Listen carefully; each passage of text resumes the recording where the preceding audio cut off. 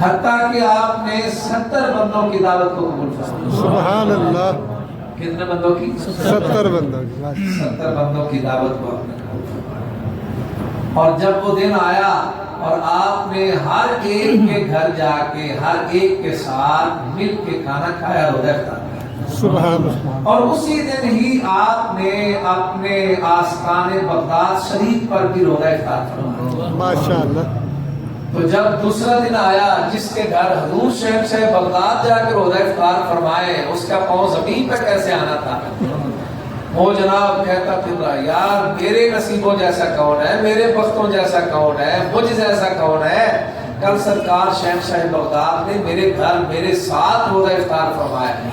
دوسرا آیا، وہ کہتا ہے کل حضور شہنشاہ بغداد نے میرے گھر میرے ساتھ روزہ افطار فرمایا۔ تیسرا آیا، وہ بھی کہنے لگا، جو خادم تھا نا آستانے کا، وہ کہتا ہے یہ لوگ کیسی باتیں کر رہے ہیں، کل تو شہنشاہ بغداد نے روزہ اپنے آستانے پر افطار فرمایا اور یہ کیسی باتیں کر رہے ہیں۔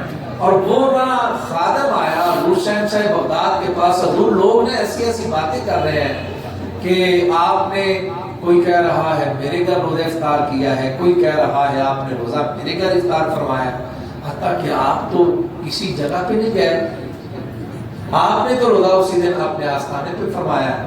آپ نے فرمایا اے خادم ہم صادقون فی قولہم، فرمایا وہ سارے اپنے اپنے دعوے اپنے اپنے قول میں سچے ہیں۔ وَحَضَرْتُ وَأَكَلْتُ طَعَامَهُمْ بُيُوتَهُمْ فَرْدًا فَرْدًا، میں ہر ایک کے گھر گیا ہوں اور ایک ٹائم میں میں نے تمام کے ساتھ مل کے روزہ کیا۔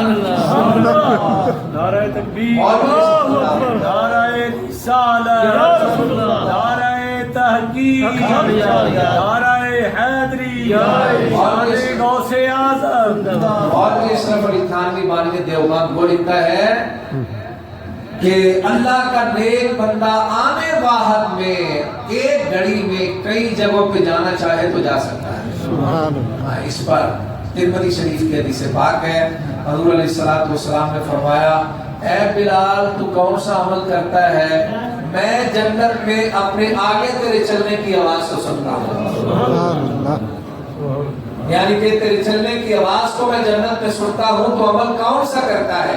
حضرت بلال حبشی ایک گھڑی میں مدینہ پاک میں بھی چل رہے ہیں اور اسی گھڑی میں جنت میں بھی چل رہے ہیں۔ ایسا کہ سبحان